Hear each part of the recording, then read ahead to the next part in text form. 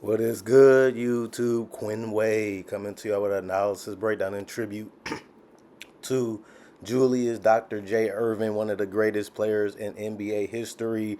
And here's why. He was one of the fastest, quickest, longest players at the small forward position, taking full advantage of his physical tools and his ability to protect the ball and not let you get to the ball and still finish over the top of the defense was something that was very impressive and one of the most unstoppable moves, especially when you look at his length and his size and his quickness.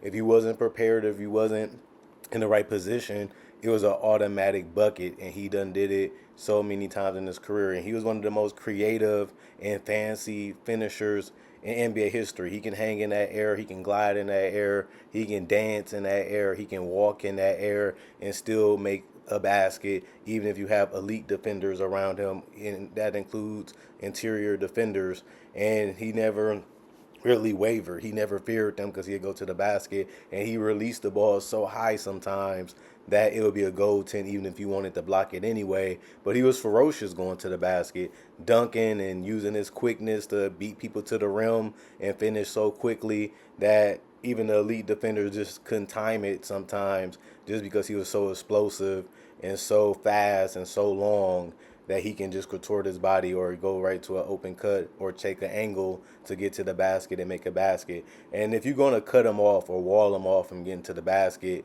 he wanted to get as close as he could to the mid-range shot and be able to knock it down. And that was something that he had to add to his game because teams had to start finding a way to slow him down.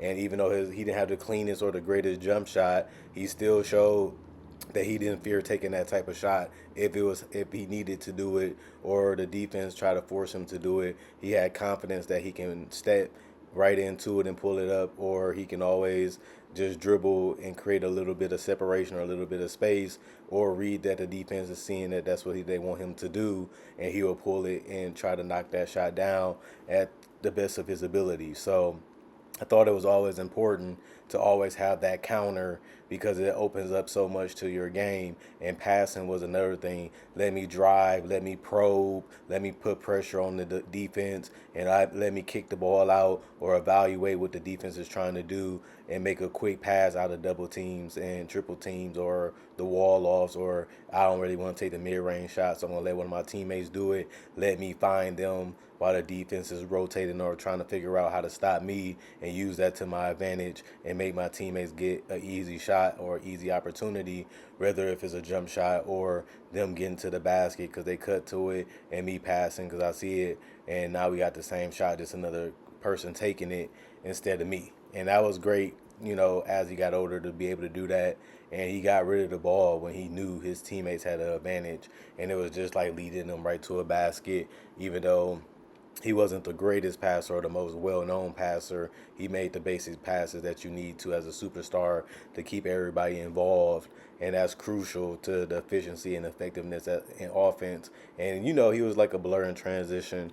He was able to get the ball quickly and cover so much ground, cover so much space, and being able to finish at the rim was already one of his greatest strengths. He just had more fun. It was just so exciting seeing him, make these quick, fast decisions and gravitate in the air, use his length and his size, and just to finish at the paint and get the easiest buckets in the game, which is a layup. And he really, really did it well in semi-transition too, because he can make two defenders come to him, or he can make two defenders try to rush back into the picture when they flat-footed or they're going backwards.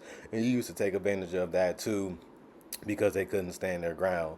And I like the fact that he was unselfish too, always looking for, should I score or does it matter if I pass out of it just so my teammates can get a basket too in transition and not just me.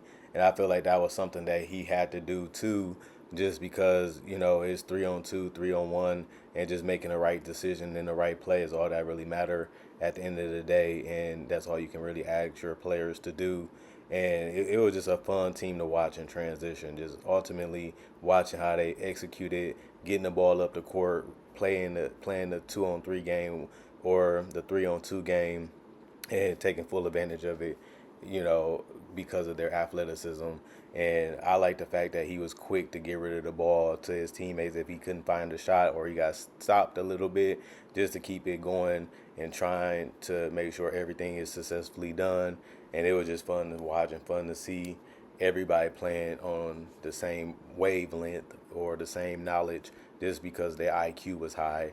And, just going up fast with the dunks was something that was very impressive. It looked like he was a center sometimes in the paint just because he was just that smart or always evaluating the situation of how to score, just getting the ball quick and just going straight up and going for layups and dunks with power, strength, and being a playmaker in general.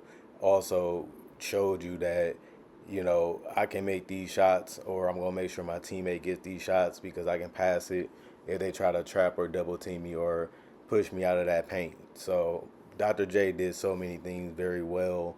It's very smart, and it's just so much to cover because of that reason, and that's why we're going to always look at him as one of the greatest players ever, just because he got off to that great dominant ABA run, and he was able to slowly dominate the NBA right away when that merger happened.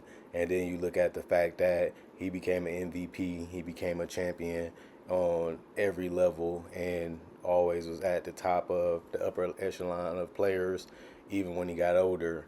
And it just show you the devotion that he had to the game and the work that you have to put in to be dominant and the work that you have to put in to be great on a nightly basis. And he was one of them players where he always was doing it, and that shows you how great his career will always be remembered.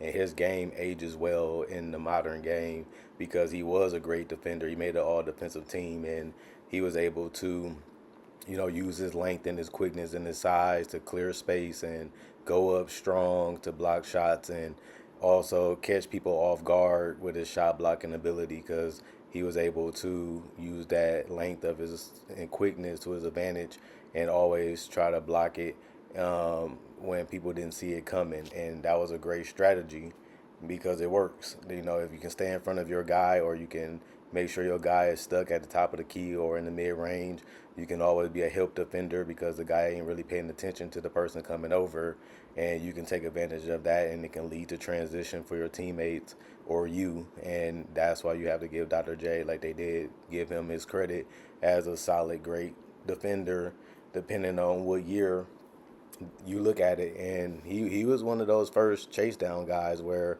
you think you got an easy opportunity or an easy shot, and boom, he just comes out of nowhere and cleans it up.